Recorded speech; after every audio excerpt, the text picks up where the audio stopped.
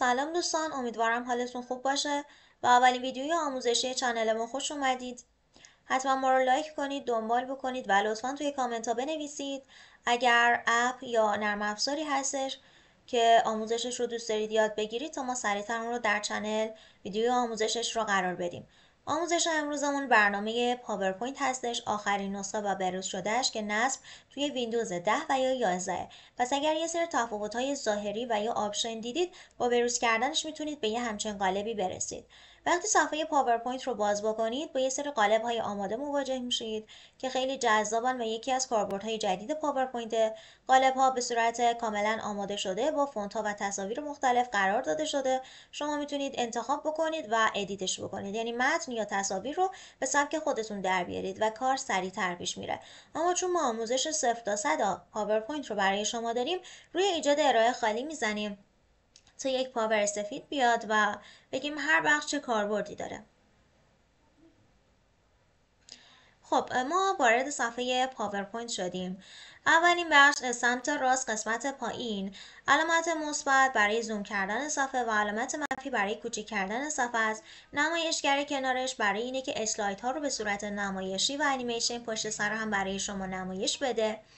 قسمت بعدی میریم سراغ هوم. نیو اسلاید برای اضافه کردن اسلاید های مختلف کاربرد داره. به عنوان مثال من میخوام توی 4 تا اسلاید متن بذارم، جایگذاری بکنم، کلیپ و یا صدا رو. به خاطر همین میام 4 تا اسلاید اینجا تعبیه میکنم، یعنی جاش رو قرار میدم. به عنوان مثال وقتی گذاشتم دیدم یکی از این اسلاید های من اضافه است، فقط کافیه روش راست کلیک بکنید و گزینه دیلیت رو از بالا فشار بدید. به این صورت شما یکی از این صفحاتمون و اسلایدامون حذف میشه. یه نکته دیگه که وجود داره اینه که شما میتونید اسلاید هاتون رو جاش رو عوض بکنید. فقط کافیه 2 بار راست کلیک بکنید، فشار بدید و جاش رو عوض بکنید. به عنوان مثال اینجا من صفحه سوم رو آوردم روی صفحه دوم قرار دادم. نکته بعدی در کنار نیو اسلاید شما یک باکس آبی میبینید که با فشار دادن اون گزینه های مختلفی برای شما نمایش داده میشه که اینها در واقع شکل های مختلف باکس متن هستش. همونطور که شما توی صفحه اول میبینید باکس های متنی موجود با صفحه دوم متفاوت هستش. در نتیجه باکس های متنی سایر هم وجود داره. شما توی این بخش میتونید بر اساس سلیقتون و یا نیازتون انتخاب بکنید. بخش بعدی که خیلی مهم هسته دیزاینه. شما روی بخش دیزاین میزنید و انواع بک‌گراند های آماده روی پاورپوینت اینجا برای شما نمایش داده میشه. این بک‌گراند ها قدیمی هستن و توی تمامی نسخه های پاورپوینت موجوده. اما یه بخش جدید اضافه شده به اسم دیزاینر. اگر شما این رو بزنید و VPN تون وصل باشه، انواع دیزاین های جدید و متنوع برای شما نمایش داده میشن که شما میتونید از اونها برای بک‌گراند انتخاب بکنید. اما یه نکته دیگه، من چون که همه دسترسی ندارن میام از یکی از این بک‌گراند های قدیمی استفاده میکنم. یه کاربرد جدید دیگه ای که دیزاینر داره اینه که شما اگر از این بک‌گراند های قدیمی هم انتخاب بکنید، سایر بک‌گراند های مشابه این در بخش دیزاینر در سمت راست برای شما قرار داده میشه. به عنوان مثال توی رنگ های مختلف و یا شکل های مختلف مشابه با بک‌گراند انتخاب شده ما. اما من با این بخش همونطور که گفتم کار ندارم.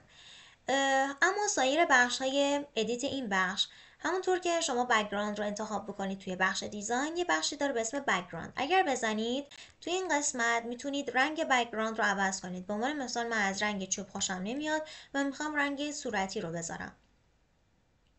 خب همونطور که میبینید اعمال شد. آیا لازمه روی هر کدوم از این صفحه جداگانه اعمال کنم؟ نه، فقط کافیه دوباره برنامه همین گزینه بک‌گراند رو بزنید، اپلی تو آل این رو گزینش رو بزنید، روی تمامی صفحه ها برای ما اعمال میشه. قسمت بعدی اسلاید سایز هستش. وقتی بزنید سایز اسلاید ها برای شما نمایان داده میشه.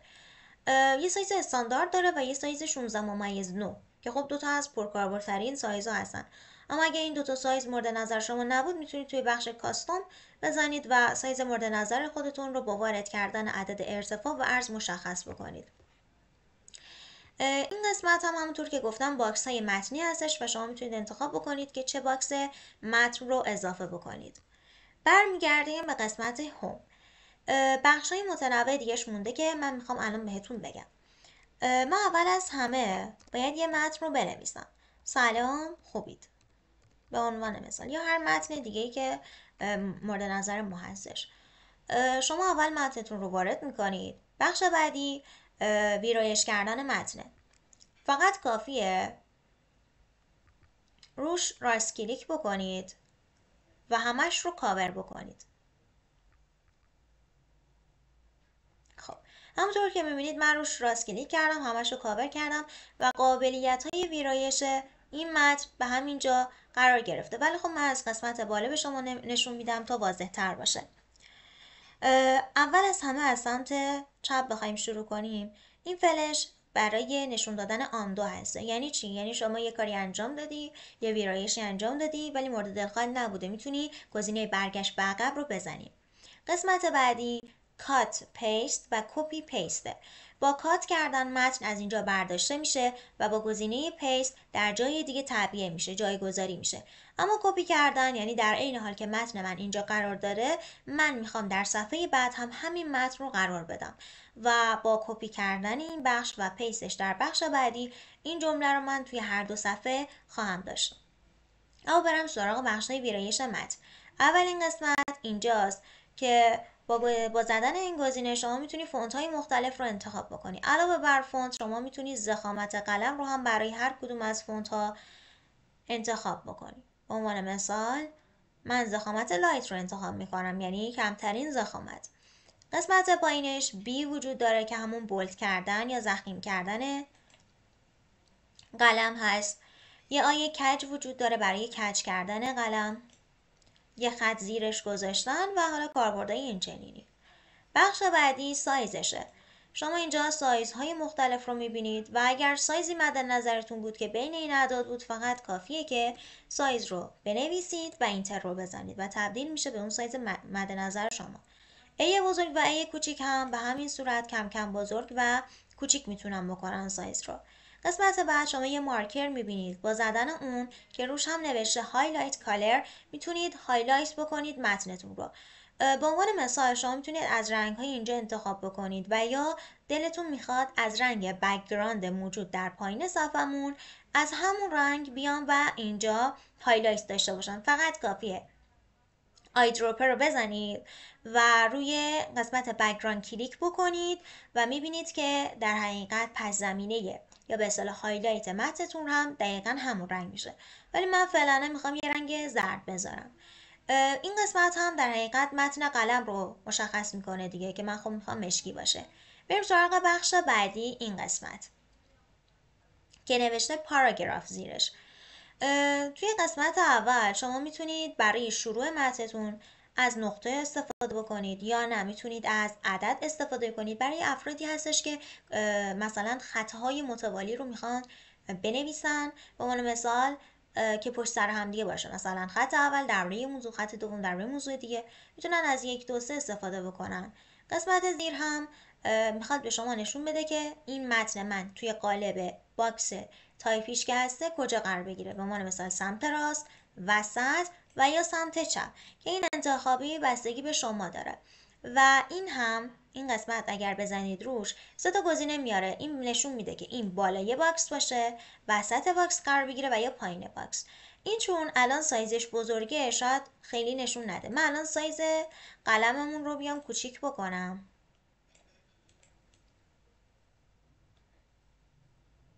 اینجا راست کلیک بکنم همشو. خب سایز قلمش رو کوچیک کنم این شکلی. الان اگر بزنم تاپ میبینید که میاد بالا قرار میگیره. اگر بزنم اینجا وسط قرار میگیره و به این صورت پایین قرار میگیره. همونطور که دیدید تو بخش‌های مختلف میتونید قرار بدید. وقتی سایز کوچیک باشه تغییرات احساس میشه. این از کاربردهای ویرایش متنم بود. بخش هوم دیگه کاربردی برامون نداره. شما میتونید بخش اینسرت رو بزنید. اینسرت یعنی جایگذاری کردن هر چی که دلت بخواد. میتونید اسلاید جدید اضافه کنید، باکس تکست اضافه کنید، یعنی یه باکسی که توش متن جدید بنویسم. میتونید جدول اضافه بکنید، تصویر، ویدیو، صدا، شکلک های مختلف، آیکون های مختلف و چارت ها و به اصطلاح جدول های مختلف هم شما میتونید اینجا قرار بدید. یعنی میخوام بهتون بگم هر چیزی که نیاز باشه شما اینجا جایگذاری بکنید، میتونید از روی بخش اینسرت بزنید و اون رو قرار بدید. یه بخش جدید که اضافه شده این قسمت توی بخش مدیا که اگر بزنید شما میتونید بیاید و یه شکلک به پایین ویدیوتون اضافه بکنید. سایزش رو میتونید از این قسمت بزرگ و کوچیک بکنید. این قسمت برای رفتن به سمت پشت بک‌گراند یا جلوی بک‌گراند. اگر چند تا تصویر رو هم دیگه قرار بگیره شما از این قسمت میتونید استفاده بکنید. این قسمت رنگ رو به شما نشون میده یا شکلش رو. مثلا من میخوام شکلش رو شبیه به عروسک بکنم، همونطور که میبینید چش و دهن بهش اضافه شد.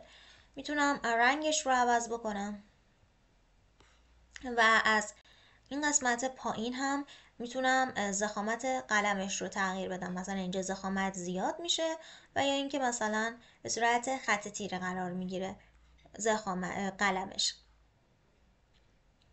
اینجا هم توی شیپ ها و قالب های مختلف میتونید این رو قرار بدید.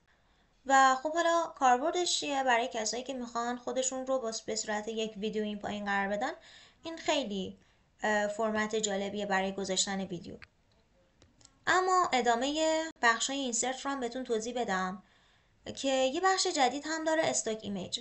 یه سری تصاویر آماده هستن که به صورت استوک اینجا قرار گرفتن برای شما. فقط کافیه که شما اون رو اینجا سرچ بکنید. اگر تصویر باشه، استیکر باشه، ویدیو یا حتی آیکون های مختلف یا کارتون پیپل بزنم رو شما ببینید.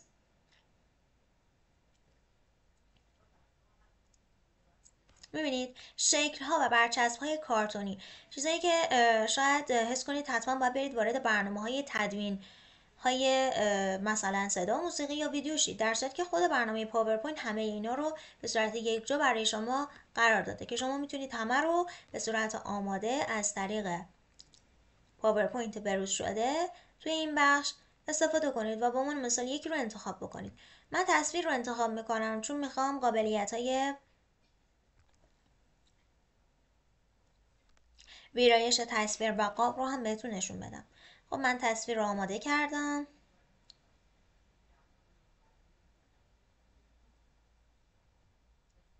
تصویر اینجا قرار بگیره، یکم زمان میبره. دقیقا مثل همونطور که من این تصویر رو اینجا گذاشتم و حالا ویرایش میکنم قالب هاش رو، شما میتونید جدول و یه چیزای دیگر رو هم قرار بدید. تا زمانی که این بارگذاری بشه من برم سراغ بخشای بعدی. بخش بعدی درا، یعنی نقاشی کشیدن، که شما میتونید بیای از مارکرهای مختلف استفاده بکنید توی رنگهای مختلف.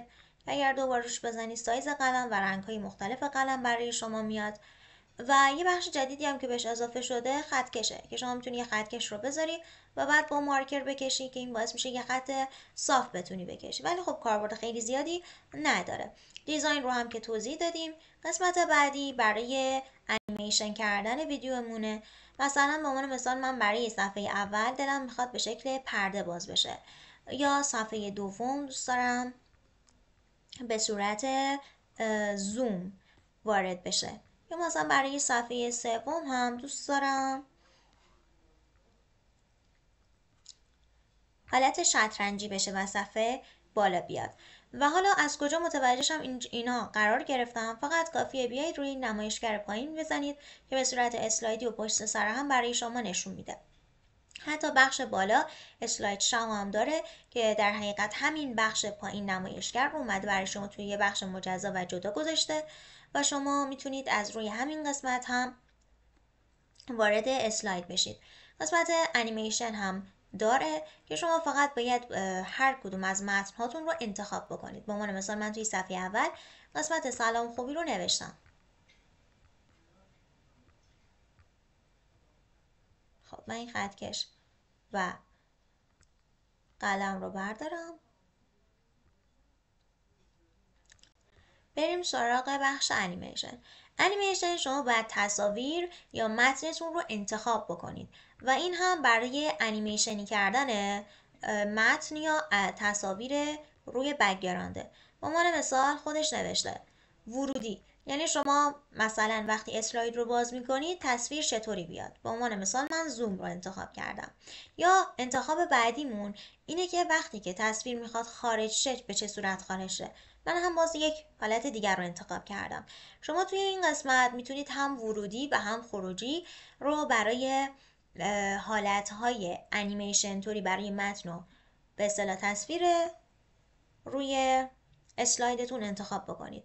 پس ما دو نوع انیمیشن یاد گرفتیم. این قسمت انیمیشن برای متن و تصاویر روی بک‌گراند، ولی این قسمت ترانزیشن برای عبور کردن از یک صفحه به اسلاید بعدی طراحی شده که همونطور که میبینید ما اینجا تعبیه کردیم.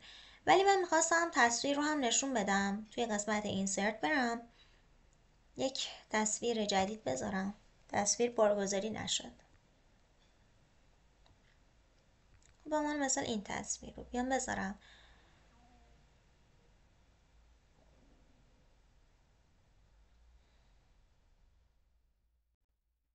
خب تصویر بارگذاری شد. از این قسمت سایز تصویرم میتونم بزرگ و کوچیک بکنم. بعد توی قسمت مورد نظرم بذارمش. از این قسمت میتونم قالب ها و قاب های مختلف رو براش انتخاب بکنم. خب من یا قاب رو انتخاب کردم، این، و بعد رنگ قابش رو میخوام انتخاب بکنم. از این قسمت شما میتونید رنگ قابش رو انتخاب کنید و من رنگ قابش رو مشکی انتخاب میکنم.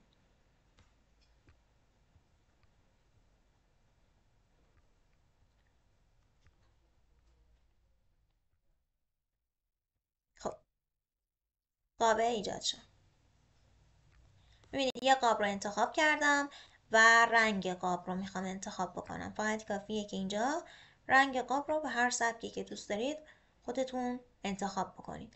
به عنوان مثال همونطور که بهتون گفتم چند تا تصویر پشت سر هم میتونید قرار بدید که از این سمت میتونید جلو عقب بردن تصاویر و از این سمت هم سایز تصویر رو مشخص بکنید. چنج پیکچر هم داره. اگر همین الان تصمیم گرفتید که عکستون رو عوض کنید، به جای حذف کردن عکس میتونید این قسمت تصویرتون رو عوض بکنید. برای حذف کردن هر عکس، متن یا هر چیزی فقط کافیه که چپ کلیک بکنید و گزینه کات رو بزنید و اون تصویر یا متن از اونجا برای شما برداشته میشه.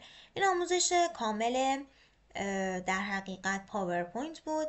یه بخش جذاب دیگه هم وجود داره تو قسمت هوم، اد اینز، که تو این قسمت شما میتونید اپ های مختلفی که موجود هست که با هوش مصنوعی سر و کار داره رو هم به پاورپوینتتون اضافه بکنید و ازش در کنار ویژگی های خود پاورپوینت از اینها هم استفاده بکنید. خیلی ممنون که تا آخر ویدیو همراه ما بودید. امیدوارم که این آموزش براتون فوق‌العاده کاربردی باشه. اگر سوال یا مشکلی وجود داره حتما برای ما توی کامنت ها بنویسید. لایک و دنبال کردن هم یادتون نره.